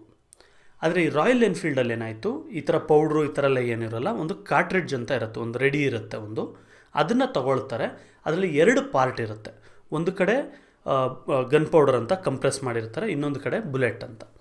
ಸೊ ನಮ್ಮವ್ರು ಏನು ಮಾಡಬೇಕು, ಅಲ್ಲಲ್ಲಿ ಕಚ್ಚಿ ಒಂದು ಪ್ಯಾಕೆಟ್ ಇರುತ್ತೆ, ಒಂದು ಪ್ಲಾಸ್ಟಿಕ್ ಪ್ಯಾಕೆಟ್ ಥರ, ಆವಾಗ ಪೇಪರಲ್ಲಿ ಮಾಡ್ತಾಯಿದ್ರು. ಸೊ ಆ ಪೇಪರ್ ಪ್ಯಾಕೆಟ್ ಇರುತ್ತೆ, ಅದನ್ನು ಅರ್ಧ ತೆಗೆದುಬಿಟ್ಟು, ಈಗ ಚಿಪ್ಸ್ ಪ್ಯಾಕೆಟೆಲ್ಲ ನಾವು ಏನು ಓಪನ್ ಮಾಡ್ತೀವಿ ಆ ಥರ ಅರ್ಧ ತೆಗೆದುಬಿಟ್ಟು ಅಲ್ಲಲ್ಲಿ ಆ ಪೌಡ್ರನ್ನ ಅದರೊಳಗೆ ಹಾಕ್ಬಿಟ್ಟು ಅದ್ರ ಮೇಲೆ ಈ ಬುಲೆಟ್ನ ಹಾಕೋ ಥರ ಒಂದು ಸಿಸ್ಟಮ್ ಅದು. ಸೊ ಈ ಸಿಸ್ಟಮಲ್ಲಿ ಏನಾಗಿತ್ತು, ಈಗ ಸುಮಾರು ದಿನ ಸ್ಟೋರ್ ಮಾಡಬೇಕಲ್ವಾ ಬುಲೆಟ್ಸ್ಗಳನ್ನೆಲ್ಲ. ಸೊ ಅದಕ್ಕೆ ಅದು ಬೇಗ ಹಾಳಾಗೋಗುತ್ತೆ. ಮತ್ತೇನಾದರೂ ತೇವ ಆಯಿತು ಅಂದರೆ ಈ ಗನ್ ಪೌಡರೆಲ್ಲ ವರ್ಕ್ ಆಗೋಲ್ಲ. ಈಗ ಪಟಾಕಿ ಒಳಗಿರುತ್ತಲ್ಲ ಅದೇ ಗನ್ ಪೌಡರ್ ಅಂದ್ಕೊಳ್ಳಿ. ಸೊ ಅದೇನಾದ್ರು ತೇವ ಆಯಿತು ಅಂದರೆ ಪಟಾಕಿ ಹೊಡಿಯುತ್ತಾ? ಇಲ್ಲ. ಸೊ ಈ ಥರ ಪ್ರಾಬ್ಲಮ್ ಆಗುತ್ತೆ ಅಂತ ಹೇಳ್ಬಿಟ್ಟು ಅವ್ರು ಏನು ಮಾಡಿದ್ರು, ಅದನ್ನು ಒಂದು ಈ ಗ್ರೀಸ್ ಹಾಕಿರೋಂಥ ಒಂದು ಪೇಪರಿಂದ ಕವರ್ ಮಾಡಿದ್ರು. ಅಂದರೆ ಒಂಥರ ಈ ಆಯ್ಲಿ ಪೇಪರ್ ಇರುತ್ತೆ, ನೀವು ತುಪ್ಪ ಏನಾದರೂ ತೊಗೊಂಡ್ರಿ ಅಂತ ಹೇಳಿದ್ರೆ ಅಂಗಡಿಯಲ್ಲಿ ಬೆಣ್ಣೆ ಆ ಥರದ್ದು ಅದ್ರ ಮೇಲೆ ಇರುತ್ತೆ ನೋಡಿ, ಆ ಥರ ಪೇಪರ್. ಸೊ ಈ ಥರದ್ರಲ್ಲಿ ಅವರು ತುಂಬ ಗ್ರೀಸ್ ಮಾಡಿ ಅದನ್ನು ಕವರ್ ಮಾಡಿದ್ರು. ಇದರಿಂದ ಏನಾಯಿತು, ಅಕಸ್ಮಾತ್ ತೇವ ಆದರೂ ಅದು ವಾಟರ್ ಪ್ರೂಫ್ ಥರ ಇರುತ್ತೆ, ಒಳಗಡೆ ಹೋಗಲ್ಲ ನೀರು ಅಂತ. ಸೊ ಇಲ್ಲಿ ಈಗ ಒಂದು ರೂಮರ್ ಕ್ರಿಯೇಟ್ ಆಗುತ್ತೆ. ಏನಂತ, ಈ ಕಾರ್ಟ್ರಿಡ್ಜ್ಗಳು ಏನು ಕೊಟ್ಟಿದ್ರು, ಈ ಗ್ರೀಸಿ ಪೇಪರ್ ಏನಿತ್ತು, ಈ ಪೇಪರ್ ಬಂದು ಈ ಗ್ರೀಸ್ ಬಂದು ಹಸು ಮತ್ತು ಹಂದಿಯ ಕೊಬ್ಬಿಂದ ರೆಡಿ ಮಾಡಿದ್ದಾರೆ ಅಂತ. ಸೊ ಯಾಕೆಂದರೆ ಆಗ ಇದ್ದಂಥ ಮೆಥಡ್ ಅದೇ ಥರ. ಇವಾಗಿರ ಥರ ಆರ್ಟಿಫಿಷಿಯಲ್ ಗ್ರೀಸ್ ಎಲ್ಲ ಬರ್ತಿರ್ಲಿಲ್ವಲ್ಲ, ಅವಾಗ ಫ್ಯಾಟಿಂದನೇ ಮಾಡಬೇಕಾಯಿತು, ಕೊಬ್ಬಿಂದ ಮಾಡಬೇಕಿತ್ತು. ಸೊ ಈ ಥರ ಮೋಸ್ಟ್ಲಿ ಹಸು ಕೊಬ್ಬಿಂದ ಮತ್ತು ಹಂದಿ ಕೊಬ್ಬಿಂದ ಇವ್ರು ಮಾಡಿದ್ದಾರೆ ಅಂತೇಳ್ಬಿಟ್ಟು ಜನಗಳು ಅಂದ್ಕೊಳ್ಳೋಕ್ಕೆ ಶುರು ಮಾಡಿದ್ರು. While the cows were sacred to Hindus, pigs were blasphemous for Muslims. So ಇಲ್ಲಿ ಏನಾಯಿತು, ಹಸು ಕೊಬ್ಬು ಅಂತೇಳಿದ ತಕ್ಷಣ ಹಿಂದೂಸ್ಗೂ ಆ ಸೆಂಟಿಮೆಂಟ್ ಹರ್ಟ್ ಆಯಿತು. ಯಾಕೆಂದರೆ ಹಿಂದೂಗಳು ಹಸುಗಳನ್ನ ಪೂಜೆ ಮಾಡ್ತಾರೆ, ದೇವರು ಅಂತಾರೆ, ಮತ್ತು ಅದನ್ನು ತಿನ್ನೋದು ಇಲ್ಲ ನಾವು. ಸೊ ಇದರಿಂದ ಏನಾಯಿತು, ಒಂದು ಹಸುನ ನಾವು ಅಲ್ಲಲ್ಲಿ ಕಚ್ಚಿ ತಿಂದಂಗೆ ಆಗುತ್ತಲ್ಲ ಹಸು ಮಾಂಸನ ಅಂತ ಇವರಿಗೆ ಬೇಜಾರಾಗುತ್ತೆ. ಜೊತೆಗೆ ಏನಾಯಿತು, ಮುಸ್ಲಿಮ್ಸ್ಗೂ ಕೂಡ ಈ ಹಂದಿ ಅಂತ ಹೇಳಿದ್ರೆ ಅವ್ರಿಗೆ ಬೇಜಾರು. ಅಂದರೆ ಹಂದಿನ ಅವರು ಮುಟ್ಟೋದು ಇಲ್ಲ, ತುಂಬ ದೂರ ಇಡ್ತಾರೆ, ಗಲೀಜ್ ಪ್ರಾಣಿ ಅಂತ. ಸೊ ತಿನ್ನೋದು ಇಲ್ಲ. ಸೊ ಈ ಥರ ಇರಬೇಕಾದ್ರೆ ಈ ಹಂದಿ ಕೊಬ್ಬು ಅದಕ್ಕೆ ಹಾಕಿದ್ದಾರೆ ಅಂದಾಗ ಮುಸ್ಲಿಮ್ಸ್ಗೂ ಕೂಡ ಅದರಿಂದ ಬೇಜಾರಾಯಿತು. ಏನಪ್ಪ ಹಂದಿ ಮಾಂಸದಲ್ಲಿ ಇದು ಹಂದಿ ಕೊಬ್ಬಲ್ಲಿ ಮಾಡಿದ್ದಾರೆ ಗ್ರೀಸ್ದು, ನಾನು ಅದನ್ನ ಅಲ್ಲಲ್ಲಿ ಕಚ್ಚಬೇಕಲ್ಲ ಅಂತ. ಈಗ ನೀವು ಹೇಳ್ಬೋದು ಕೈಯಲ್ಲೇ ಕಟ್ ಮಾಡ್ಬೋದು ಅಂದರೆ, ಅಲ್ಲ, ಅದು ತುಂಬ ಸ್ಟ್ರಾಂಗ್ ಇತ್ತು, ಕೈಯಲ್ಲೇ ಅರಿಯೋಕ್ಕೆ ಆಗ್ತಿರಲಿಲ್ಲ, ಅದನ್ನು ಅಲ್ಲಲ್ಲೇ ಕೀಳಬೇಕಿತ್ತು, ಅಷ್ಟು ಗಟ್ಟಿ ಇರೋದು ಅದು ಗ್ರೀಸ್ ಮಾಡಿದ್ರಿಂದ. ಸೊ ಈ ಥರ ಆಯಿತು, ಇದರಿಂದ ಬೇಜಾರಾಯಿತು, ಇವರು ನಾವು ಆ ವೆಪನ್ಸ್ ಯೂಸ್ ಮಾಡಲ್ಲ ಅಂತ ಹೇಳ್ತಾರೆ. ಈ ಇನ್ಸಿಡೆಂಟೇ ಇಮ್ಮಿಡಿಯೇಟ್ ಕಾಸ್ ಆಗುತ್ತೆ ಈ ರಿವೋಲ್ಟ್ಗೆ. ಸೊ ನೋಡೋಣ. The rumour that spread in the army troops at Barrackpore led to severe dissatisfaction.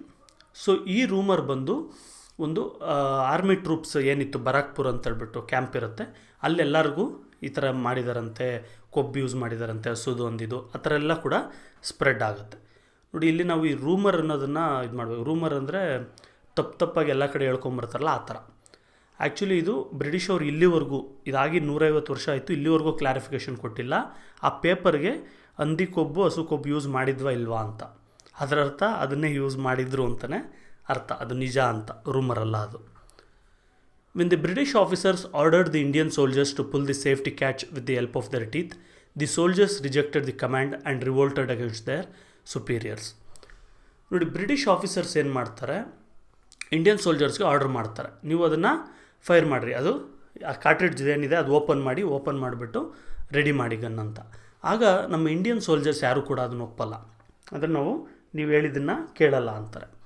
ನೋಡಿ, ಆರ್ಮಿಯಲ್ಲಿ ಈ ಥರ ಹೇಳೋಗಿಲ್ಲ, ಆರ್ಮಿ ತುಂಬ ಸ್ಟ್ರಿಕ್ಟ್ ಇರುತ್ತೆ, ಆರ್ಮಿಯಲ್ಲಿ ಸುಪೀರಿಯರ್ಸ್ ಏನು ಹೇಳಿದ್ರೆ ಅದನ್ನು ಮಾಡಲೇಬೇಕು ಅಂತ. ಸೊ ಇದರಿಂದ ಏನಾಯಿತು, ಬ್ರಿಟಿಷವ್ರಿಗೂ ಕೋಪ ಬಂತು, ಏನಕ್ಕೆ ನಾವು ಹೇಳಿದ ಮಾತನ್ನ ಇವ್ರು ಕೇಳಲ್ವಾ ಅಂತ.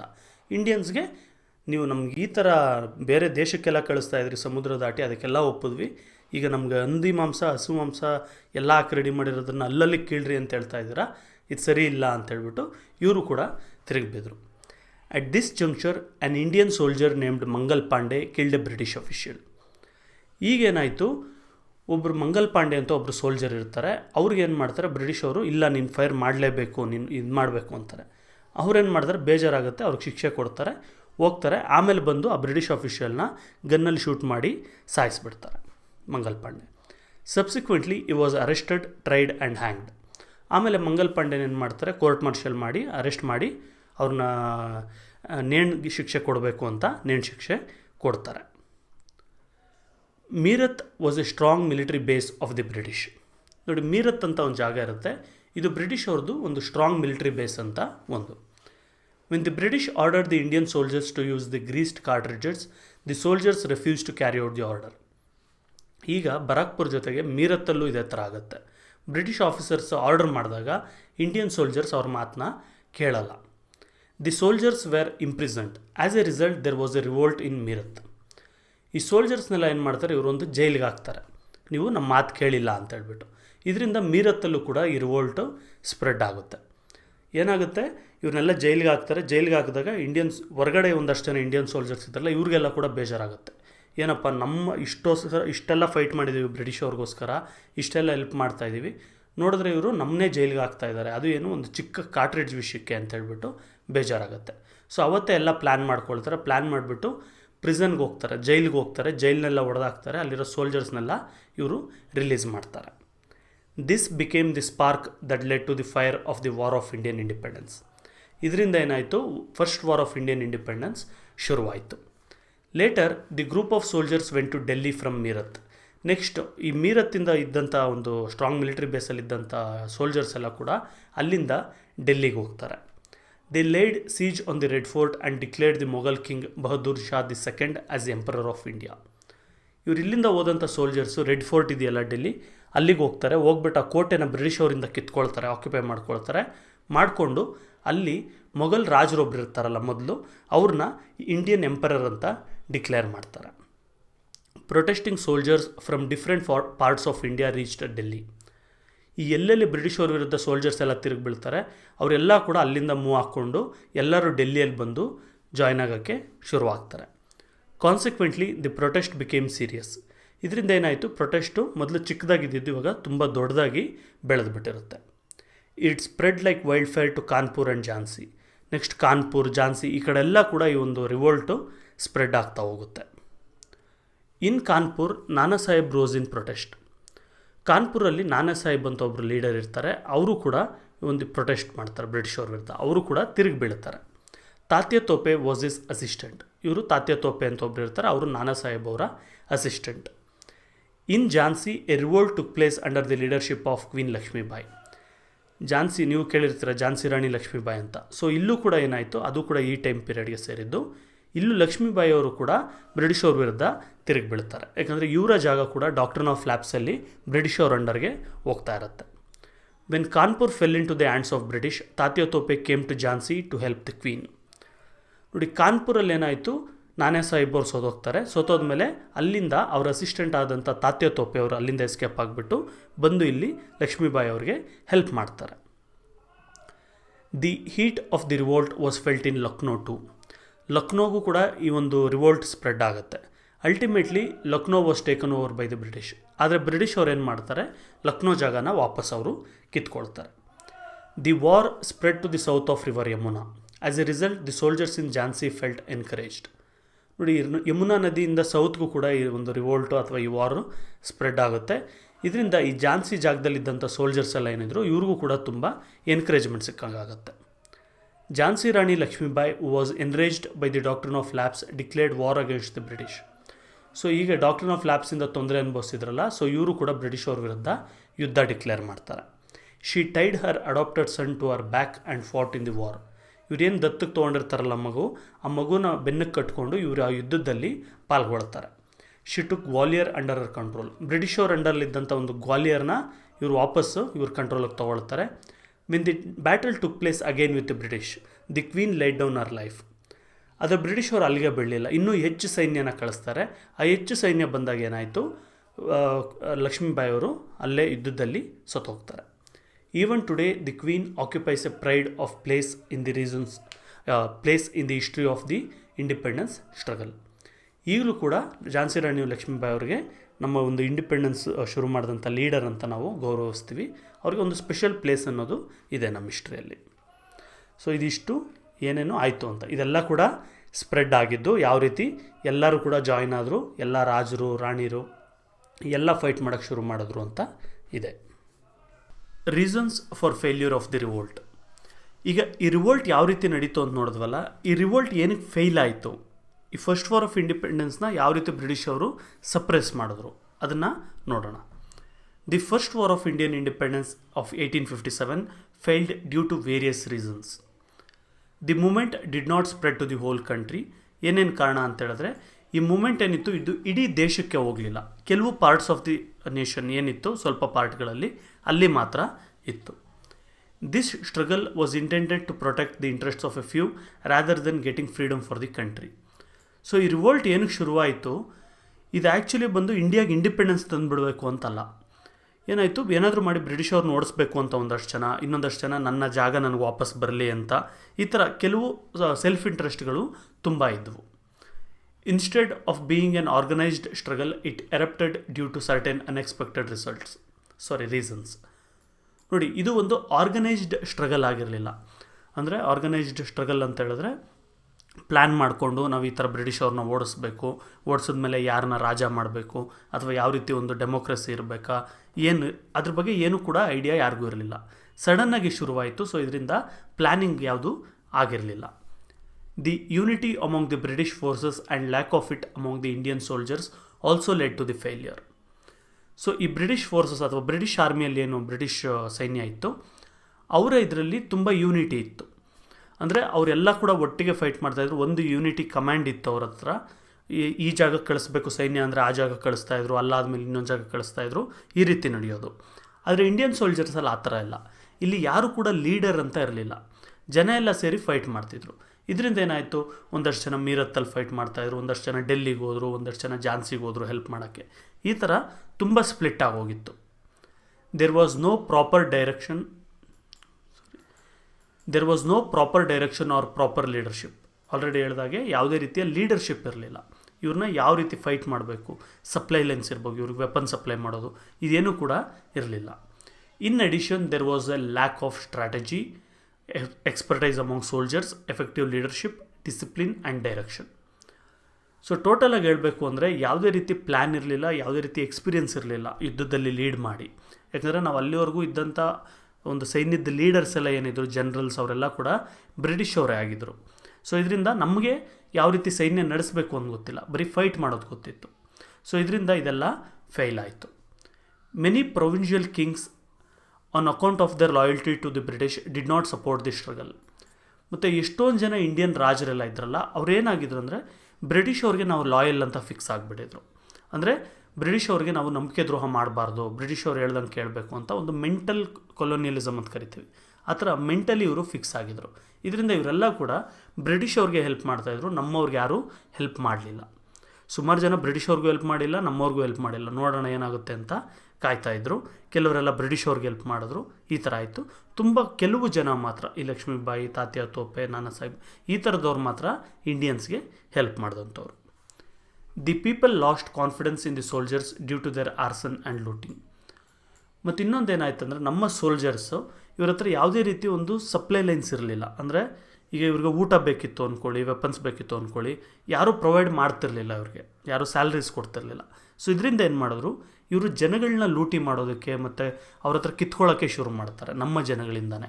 ಇದರಿಂದ ಜನ ಕೂಡ ಇವ್ರ ವಿರುದ್ಧ ತಿರುಗಿಬಿದ್ರು. ಏನಪ್ಪ ಬ್ರಿಟಿಷವರಾದರೆ ಸುಮ್ಮನೆ ಏನೋ ಟ್ಯಾಕ್ಸು ಅಂತ ಇಷ್ಟು ಕಿತ್ಕೊತಾರೆ, ಅಟ್ಲೀಸ್ಟ್ ಸ್ವಲ್ಪ ಕಿತ್ಕೊಳ್ತಾರೆ, ಇವರೇನು ನಮ್ಮನ್ನ ಫುಲ್ ಕಿತ್ಕೊತಾ ಇದ್ದಾರೆ ಅಂತ ಒಂಚೂರು ನಮ್ಮ ಜನಗಳಿಗೂ ಕೂಡ, ನಮ್ಮ ಸೋಲ್ಜರ್ಸ್ ಮೇಲೆ ಬೇಜಾರು ಕೂಡ ಆಗಿರುತ್ತೆ.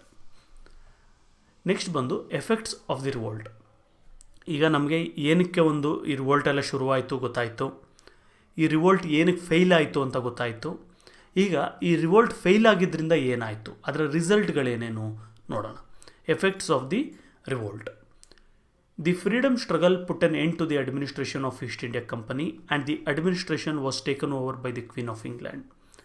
ಸೊ ನಾನು ಮೊದಲೇ ಹೇಳ್ತಾ ಇದ್ನಲ್ಲ ನಿಮಗೆ, 1847ವರೆಗೂ ಅಥವಾ 1857 ಮತ್ತು 1858ವರೆಗೂ ಇಂಡಿಯಾನ ಬ್ರಿಟಿಷ್ ಅವರು ರೂಲ್ ಮಾಡ್ತಿರಲಿಲ್ಲ. ಬ್ರಿಟಿಷ್ ಅವ್ರದ್ದು ಒಂದು ಕಂಪನಿ ಇತ್ತು, ಇಂಗ್ಲೀಷ್ ಈಸ್ಟ್ ಇಂಡಿಯಾ ಕಂಪನಿ ಅಂತ. ಆ ಕಂಪನಿಯವರು ನಮ್ಮನ್ನ ರೂಲ್ ಮಾಡ್ತಾಯಿದ್ರು. ಸೊ ಅವರಿದ್ದಾಗೆ ಈ ರಿವೋಲ್ಟ್ ಎಲ್ಲ ಕೂಡ ಶುರುವಾಗಿದ್ದು. ಈ ರಿವೋಲ್ಟ್ ಆದಮೇಲೆ ಏನಾಯಿತು, ಬ್ರಿಟಿಷ್ ರಾಣಿ ಏನಿದ್ರು ಅವರು ಇನ್ನು ಕಂಪನಿ ಹತ್ರದಿಂದ ಯಾವುದೇ ರೀತಿ ಅಡ್ಮಿನಿಸ್ಟ್ರೇಷನ್ ಇರಲ್ಲ, ನಾವೇ ಡೈರೆಕ್ಟಾಗಿ ರೂಲ್ ಮಾಡ್ತೀವಿ ಅಂತ ಡೈರೆಕ್ಟಾಗಿ ಬ್ರಿಟಿಷ್ ರಾಣಿ ಅಥವಾ ಬ್ರಿಟಿಷ್ ಗೌರ್ಮೆಂಟು ಇಂಡಿಯಾನ ರೂಲ್ ಮಾಡೋಕ್ಕೆ ಶುರು ಮಾಡ್ತಾರೆ. The administrative responsibility was handed over to the secretary of Indian affairs in the British parliament. So ಇಂಡಿಯಾನ ಯಾವ ರೀತಿ ರೂಲ್ ಮಾಡಬೇಕು, ಇದರ ಜವಾಬ್ದಾರಿನೆಲ್ಲ ಕೂಡ ಸೆಕ್ರೆಟರಿ ಆಫ್ ಇಂಡಿಯನ್ ಅಫೇರ್ಸ್ ಅಂತ ಒಂದು ಪೋಸ್ಟ್ ಕ್ರಿಯೇಟ್ ಮಾಡಿ ಅದರಲ್ಲಿ ಬ್ರಿಟಿಷ್ MP ಒಬ್ಬರು, ಅಂದರೆ ಮೆಂಬರ್ ಆಫ್ ಪಾರ್ಲಿಮೆಂಟ್ ಅಂತೀವಲ್ಲ, ಆ ಥರ MP ಒಬ್ಬರು ಅದನ್ನು ಹೆಡ್ ಮಾಡ್ತಾರೆ, ಅವರೇ ಅದಕ್ಕೆ ಸೆಕ್ರೆಟರಿ ಆಗ್ತಾರೆ. In 1858 the queen of England made a declaration. This declaration has been called India's Magna Carta. 1858 England ರಾಣಿ ಒಂದು ಡಿಕ್ಲರೇಷನ್ ಮಾಡ್ತಾರೆ, ಇದನ್ನು ಇಂಡಿಯಾಸ್ ಮ್ಯಾಗ್ನಾ ಕಾರ್ಟಾ ಅಂತ ಕೂಡ ಕರೀತಾರೆ. ಅದರಲ್ಲಿ ಏನೇನಿತ್ತು ಅಥವಾ ಏನು ನಮಗೆ ರೈಟ್ಸ್ ಏನೇನು ಕೊಟ್ಟರು ಈ ರಿವೋಲ್ಟ್ ಆದಮೇಲೆ ನೋಡೋಣ. The agreements made by the East India Company with the kings were accepted.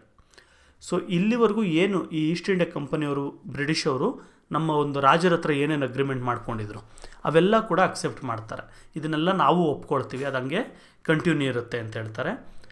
Ambitious expansion plans had to be given up. So ಇವ್ರು ಏನು ಬೇರೆ ಬೇರೆ ಜಾಗನೆಲ್ಲ ಇವ್ರು ಕಾಂಕರ್ ಮಾಡ್ಕೊಂಡು ಹೋಗ್ತಾ ಇರ್ತಾರೆ ಕಂಪನಿಯವರು, ಆ ಥರದನ್ನೆಲ್ಲ ಬಿಡ್ತೀವಿ, ಇನ್ನು ನಾವು ಯಾವುದನ್ನು ಜಾಸ್ತಿ ಕಾಂಕರ್ ಮಾಡ್ಕೊಳ್ಳಲ್ಲ ಅಂತ ಹೇಳ್ತಾರೆ. A stable government had to be provided to Indians. ಇಂಡಿಯನ್ಸ್ನ ಸುಮ್ಮನೆ ಏನೋ ಕಾಟಾಚಾರಕ್ಕೆ ರೂಲ್ ಮಾಡೋ ಥರ ಆ ಥರ ಅಲ್ಲ, ಕರೆಕ್ಟಾಗಿ ಒಂದು ಗವರ್ನಮೆಂಟ್ನ ಫಾರ್ಮ್ ಮಾಡಿ ಇಂಡಿಯನ್ಸ್ಗೆ ಹೆಲ್ಪ್ ಮಾಡಬೇಕು ಅಥವಾ ಇಂಡಿಯನ್ಸ್ ರೂಲ್ ಮಾಡ್ಕೊಳ್ಳೋಕ್ಕೆ ಹೆಲ್ಪ್ ಮಾಡಬೇಕು ಅನ್ನೋದು ಆಗುತ್ತೆ. There would be equality before law. ಅಂದರೆ ಈ ಲಾ ಏನಿತ್ತು ಕಾನೂನು ಮುಂದೆ ಬ್ರಿಟಿಷ್ ಸಿಟಿಸನ್ ಆಗಿರಲಿ ಅಥವಾ ಇಂಡಿಯನ್ಸ್ ಆಗಿರಲಿ ಎಲ್ಲರಿಗೂ ಈಕ್ವಾಲಿಟಿ ಇದೆ. ಮೊದಲು ಏನು ಭೇದ ಭಾವ ಮಾಡ್ತಾಯಿದ್ರು ಆ ಥರ ಬೇಡ ಅಂತ ಕೂಡ ಹೇಳ್ತಾರೆ. The government would exhibit religious tolerance and not to interfere in the religious matter of the country. So government ಏನು ಮಾಡ್ತಾರೆ ಅಂದರೆ ಏನಾಗಿರುತ್ತೆ ಅಂದರೆ ಈಸ್ಟ್ ಇಂಡಿಯಾ ಕಂಪನಿ ಟೈಮಲ್ಲಿ ಸುಮಾರು ಜನ ಮಿಷನರೀಸ್ ಎಲ್ಲ ಬಂದು ಇಲ್ಲಿ ಕ್ರಿಶ್ಚಿಯಾನಿಟಿ ಕನ್ವರ್ಟ್ ಮಾಡೋದಕ್ಕೆ ಅದಕ್ಕೆಲ್ಲ ಟ್ರೈ ಮಾಡ್ತಾ ಇರ್ತಾರೆ. ಆದರೆ ಬ್ರಿಟಿಷ್ ಗೌರ್ಮೆಂಟ್ ಅವ್ರು ಏನು ಹೇಳ್ತಾರೆ, ರಾಣಿ ಏನು ಹೇಳ್ತಾರೆ, ಅದೆಲ್ಲ ಅವ್ರವ್ರ ಇಷ್ಟ ಅವ್ರು ಮಾಡ್ಕೊಳ್ಬೋದು, ಆದರೆ ಯಾರೂ ಕೂಡ ಗವರ್ನಮೆಂಟ್ ಬಂದು ಇಂಟರ್ಫಿಯರ್ ಆಗಲ್ಲ. ಅಂದರೆ ಗೌರ್ಮೆಂಟ್ ಅವ್ರು ಹೇಳಲ್ಲ ನಿಮ್ಗೆ ಈ ರಿಲಿಜನ್ ಫಾಲೋ ಮಾಡಿರಿ, ಈ ಒಂದು ಪ್ರಾಕ್ಟೀಸ್ ಫಾಲೋ ಮಾಡಿರಿ, ಇದು ಬೇಡ್ರಿ ಅಂತ ಹೇಳಲ್ಲ ಅಂತ ಹೇಳಿದ್ರು. The British realised that peaceful rule was not possible without the support, trust and confidence of Indians. British ಅವ್ರಿಗೆ ಒಂದು ಏನು ಅರ್ಥ ಆಯಿತು ಈ ರಿವೋಲ್ಟಿಂದ ಅಂತ ಹೇಳಿದ್ರೆ, ಇಂಡಿಯನ್ಸ್ನ ನಾವು ಮೊದಲೇನು ಥರ್ಡ್ ಕ್ಲಾಸ್ ಸಿಟಿಸನ್ಸ್ ಥರ ಟ್ರೀಟ್ ಮಾಡ್ತಾ ಇರ್ತಾರೆ. ಏನಂದರೆ ಅದು ಮಾತಾಡೋದು, ಅವ್ರಿಗೆ ಸರಿಯಾಗಿ ಪ್ರಮೋಷನ್ಸ್ ಕೊಡದೇ ಇರೋದು, ನೀವು ಬೇರೆ ನಾವು ಬೇರೆ ಅನ್ನೋದು, ಈ ಥರ ಎಲ್ಲ ಮೊದಲು ಮಾಡ್ತಾ ಇದ್ರಲ್ಲ, ಅದೇ ಥರ ಮಾಡ್ಕೊಂಡಿದ್ರೆ ಅಂದರೆ ನಮಗೆ ಇಂಡಿಯನ್ ಸಪೋರ್ಟ್ ಸಿಗಲ್ಲ, ಇವರು ನಮ್ಮನ್ನ ನಂಬಲ್ಲ ಇಂಡಿಯನ್ಸು. ಅದೆಲ್ಲ ಮಾಡಿದ್ರೆ ನಾವು ಇಲ್ಲಿ ರೂಲ್ ಮಾಡೋದು ಕೂಡ ಕಷ್ಟ ಆಗುತ್ತೆ. ಇಂಡಿಯನ್ ಸಪೋರ್ಟ್ ಇಲ್ಲ ಅಂದರೆ, ಇಂಡಿಯನ್ಸ್ ಹೆಲ್ಪ್ ಇಲ್ಲ ಅಂದರೆ ಇಂಡಿಯಾನ ರೂಲ್ ಮಾಡೋದು ಕಷ್ಟ ಅಂತ ಬ್ರಿಟಿಷ್ ಅವ್ರಿಗೆ ಅರ್ಥ ಆಯಿತು. ಇದಕ್ಕೂ ಮೊದಲು ನಮ್ಮನ್ನು ಕೂಡ ಆಫ್ರಿಕಾ ಥರ ಅಮೆರಿಕಾ ಥರ ಅಂದ್ಕೊಂಡಿದ್ರು, ಏನು ಬೇಕಾದರೂ ಏನು ಮಾಡಿದ್ರು ನಡೆಯುತ್ತೆ ಅಂತ. ಆದರೆ ಈಗ ಅವ್ರಿಗೆ ಆ ಇಲ್ಯೂಷನ್ಸ್ ಎಲ್ಲ ಕೂಡ ದೂರ ಆಯಿತು. This gives new root to Indian freedom movement. ಇದರಿಂದ ಏನಾಯಿತು, ಇಂಡಿಯನ್ ಫ್ರೀಡಮ್ ಮೂಮೆಂಟ್ನ ಇವರು ಎಂಡ್ ಮಾಡಿದ್ವಿ ಅಂದ್ಕೊಳ್ತಾರೆ, ಆದರೆ ಇಲ್ಲಿಂದ ಅದು ಇನ್ನೂ ಕೂಡ ಜಾಸ್ತಿ ಆಗುತ್ತೆ. Indians understood the inevitability of finding alternative routes to obtain freedom from the British. Indians ಏನು ಮಾಡಿದ್ರು, ಯಾವ ರೀತಿ ಬ್ರಿಟಿಷ್ ಅವರಿಂದ ಫ್ರೀಡಮ್ ತೊಗೊಳ್ಬೋದು ಅಂತ ಅಂದ್ಬಿಟ್ಟು ಯೋಚನೆ ಮಾಡೋಕ್ಕೆ ಶುರು ಮಾಡಿದ್ರು. ಅಂದರೆ ಈ ರಿವೋಲ್ಟ್ ಫೇಲ್ ಆಯ್ತಲ್ಲ, ಏನಕ್ಕೆ ಫೇಲ್ ಆಯಿತು ಅಂತ ಯೋಚನೆ ಮಾಡಿದ್ರು. ಈ ಕಾರಣನ ಮತ್ತು ಹಂಗಂದರೆ ಸಕ್ಸೀಡ್ ಆಗೋಕ್ಕೆ ಇಂಡಿಪೆಂಡೆನ್ಸ್ ತೊಗೊಳೋದಕ್ಕೆ ಹೆಂಗೆ ತೊಗೊಳ್ಬೇಕು ಅಂತ ಒಂದಷ್ಟು ಜನ ಯೋಚನೆ ಮಾಡಿದ್ರು. ಯೋಚನೆ ಮಾಡಿ ಅವರೆಲ್ಲ ಕೂಡ ಅದ್ರ ಪರವಾಗಿ ಹೋರಾಟಗಳು ಮಾಡೋದಕ್ಕೆ ಅವರ ಒಂದು ಇದನ್ನು ರೆಡಿ ಮಾಡಿಕೊಂಡು 1947 ನಾವು ಇಂಡಿಪೆಂಡೆನ್ಸ್ನ ತೊಗೊಂಡ್ವಿ. ಸೊ ಇಲ್ಲಿಗೆ ಈ ಚಾಪ್ಟರ್ ಕಂಪ್ಲೀಟ್ ಅರ್ಥ ಆಯಿತು ಅಂದ್ಕೊಳ್ತೀನಿ. ಒಂದು ವೇಳೆ ಏನಾದರೂ ಡೌಟ್ ಇದ್ದರೂ ಕೂಡ ಕಮೆಂಟ್ ಸೆಕ್ಷನಲ್ಲಿ ಕಮೆಂಟ್ ಮಾಡಿ, ನಾನು ಅದನ್ನು ಕ್ಲಿಯರ್ ಮಾಡಿ ಕೊಡ್ತೀನಿ. ಓಕೆ.